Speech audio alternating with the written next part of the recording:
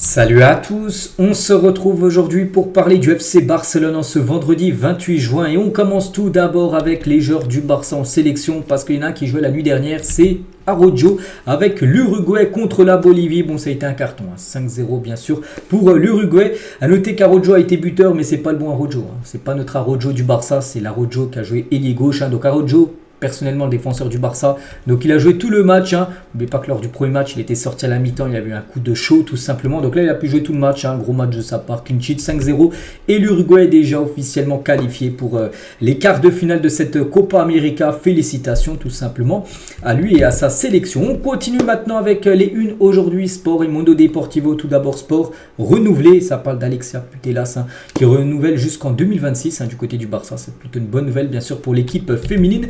Et concernant l'autre une, Mundo Deportivo, les décisions clés, on peut voir pas mal de décisions tout simplement. Est-ce qu'il faut garder ou vendre tout simplement Rafinha, mais bon, ça sera minimum 90 millions d'euros. On peut voir aussi un choix les gars, est-ce qu'il faut plutôt recruter Luis Diaz ou Nico Williams, voilà sur cette une. Est-ce qu'il faut garder les deux Joao ou est-ce qu'il faut venir Onana ou Mikel Merino, un joueur de la Real Sociedad. Donc voilà, il y a pas mal de décisions là que va devoir prendre Laporta, Deco ou même Hansi Flick au vu de la saison prochaine. Concernant la saison prochaine, ça y est, on savait déjà le premier adversaire du Barça, donc c'était Valence, je vous ai déjà montré le programme, mais ça y est, on sait date et horaire. Donc le premier match du Barça les gars, ça sera le 17 août, donc ça sera samedi soir, le premier match du FC Barcelone le samedi 17 août à 21h30, ça sera le match entre le Barça qui se déplacera du côté de Valence, donc ça commencera dès le jeudi. Il y a des matchs le jeudi, le vendredi, le samedi et le dimanche et même le lundi pour cette première journée tout simplement du côté de la Liga.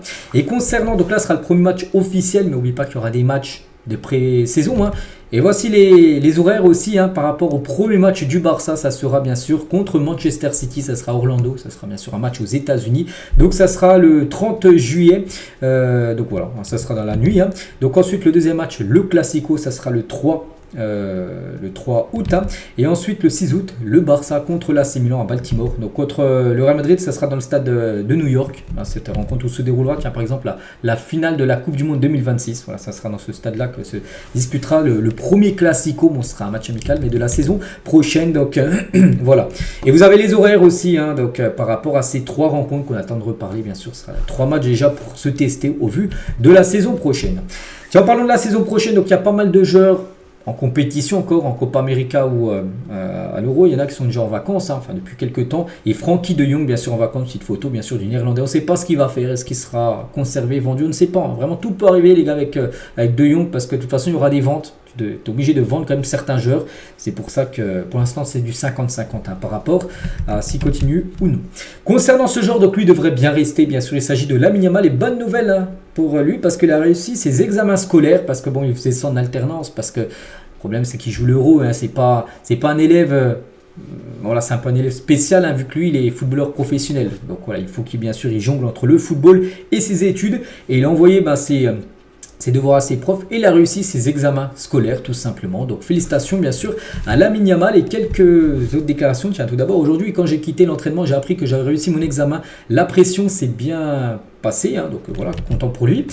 Quand Morata me donne des conseils du côté de l'Espagne, j'écoute, mais quand Fermin Lopez me donne des conseils, j'hésite avant d'écouter, parce que voilà, il a quasiment plus, bon, il est un petit peu plus vieux que lui, mais voilà, il hésite, bon, il a dit ça en rigolant, il hésite à écouter bien sûr les conseils de Fermin.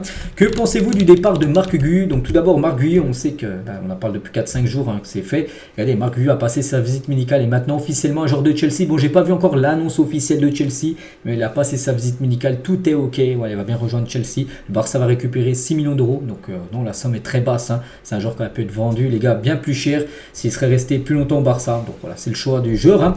Et qu'est-ce qu'il pense de ça, Lamine Yamal, parce qu'il le connaît très bien sûr, Lamine Yamal, Marc Guéhi.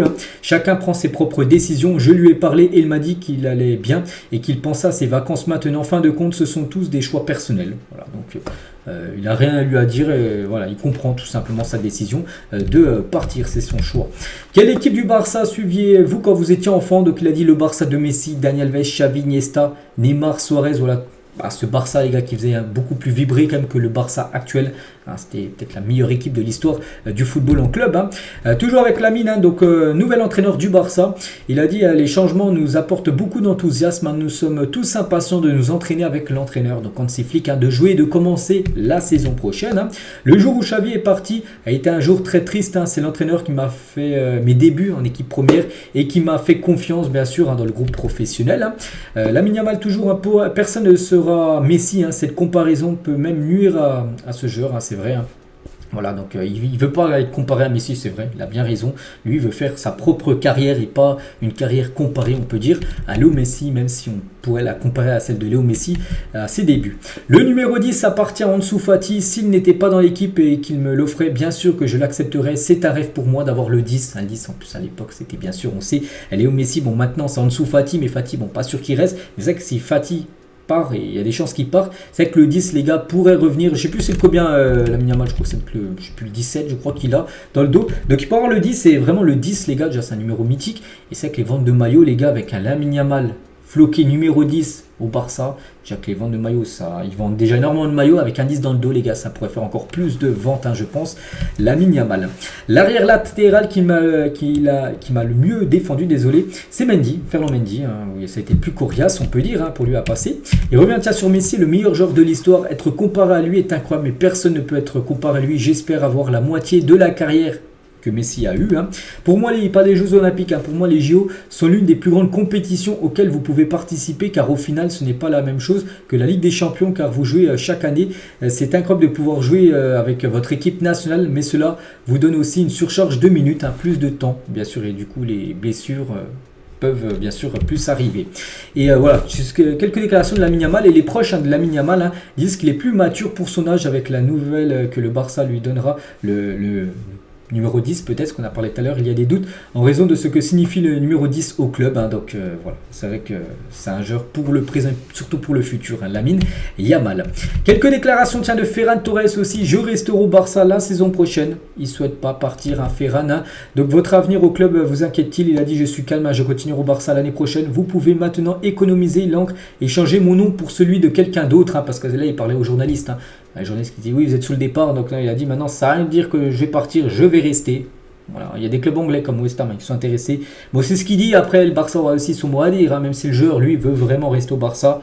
On verra ce qui va se passer. Tout peut arriver bien sûr lors du mercato. Voilà. Fermin Lopez aussi, quelques déclarations de sa part. Donc il y avait des rumeurs selon lesquelles Manchester United vous aurait offert 30 millions d'euros. Qu'en pensez-vous? Il a dit je ne lis pas la presse et ça ne m'intéresse pas beaucoup. L'important est que je veuille rester à Barcelone et ne penser qu'à Barcelone. Donc lui aussi souhaite rester bien sûr au FC Barcelone. Gavi se rendra-t-il dans le camp espagnol en Allemagne? Voilà pour cet euro en gros. Il a dit je lui parle beaucoup et je lui demande comment il va, mais je ne suis pas sûr qu'il viendra rendre visite bien sûr à ses collègues espagnols. En ce moment il est dans le processus de récupération où il se rétablit actuellement à Barcelone et tout va bien. J'espère qu'il viendra, j'essaierai de le convaincre bien sûr qu'il vienne faire un petit coucou à la sélection. Gavi, n'oubliez pas Gavi concernant son retour au Barça, ça devrait être prévu au mois d'octobre quasiment. Il aura loupé quasiment un an de compétition, il avait été blessé au mois de novembre 2023. Jouer contre la Géorgie à l'Euro, n'oubliez pas que c'est dimanche soir, Espagne-Géorgie 21h, un huitième de finale. Il a dit la personne que je connais le plus c'est Kvaratskhelia. J'ai joué contre lui plus tôt cette année contre Naples. Je pense que c'est une bonne équipe avec de très bons joueurs. Ça ne sera pas facile bien sûr, même si l'Espagne n'a rien à dire, les gars, totalement favorite sur cette confrontation. Ça reste un match de football, tout peut arriver, mais bon, voilà, l'Espagne, comme j'ai dit, est au-dessus largement. Avez-vous acheté un cadeau pour vos parents lors de votre renouvellement? Non, pas quand j'ai renouvelé, mais peu de temps après, j'aurais acheté une nouvelle voiture. Alors, ses parents qui doivent être très fiers.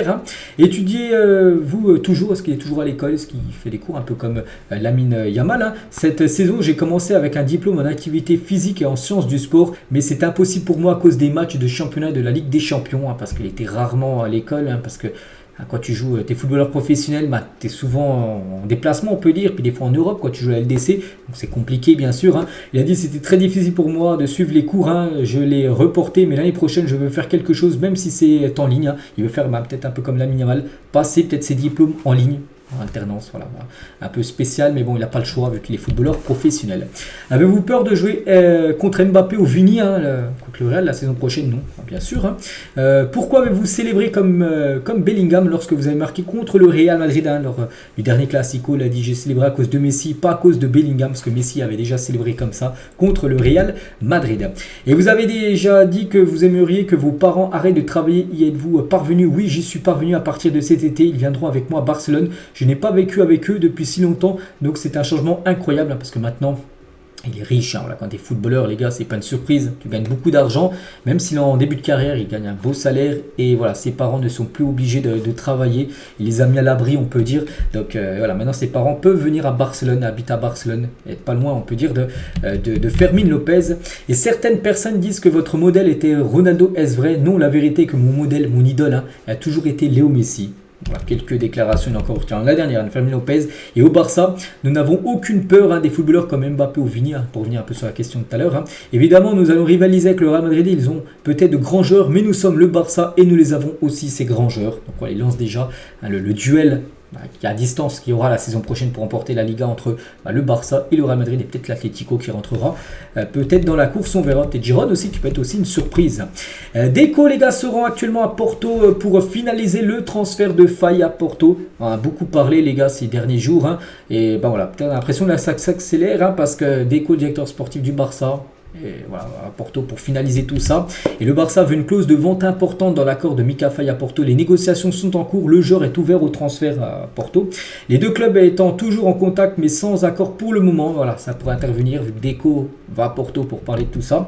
Donc, et surtout le Barça, comme c'est marqué, une clause de revente, c'est-à-dire un pourcentage de revente très important. Voilà. Ils ont mis ça souvent dans des joueurs comme Chedira, qui est parti à Crystal Palace, le Barça a reçu une somme. Todibo, les gars, s'il quitte Nice, le Barça recevra une somme, je sais plus, 30% sur le futur vent. Donc voilà, ils vont mettre à peu près la même chose sur Mika Faye, si dans 3-4 ans il quitte Porto pour 60 millions d'euros. Je sais pas, je dis au pif, le Barça recevra bien sûr un gros pourcentage sur cette vente.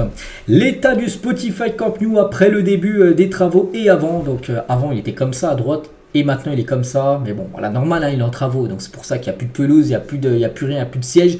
Mais bien évidemment, il est en rénovation et il devrait être prêt déjà pour accueillir des matchs normalement en décembre prochain. Quand il sera fini à 100%, je le répète, ça sera en 2026. Et on finit, tiens les gars, c'était il y a 17 ans, jour pour jour, un certain Yaya Touré signé officiellement du côté du Barça. Quel joueur, le milieu ivoirien. Donc ça a été une énorme recrue à l'époque. Et on finit avec lui. J'espère que ça vous a plu les gars, cet épisode. On se retrouve demain samedi pour le prochain numéro. À demain.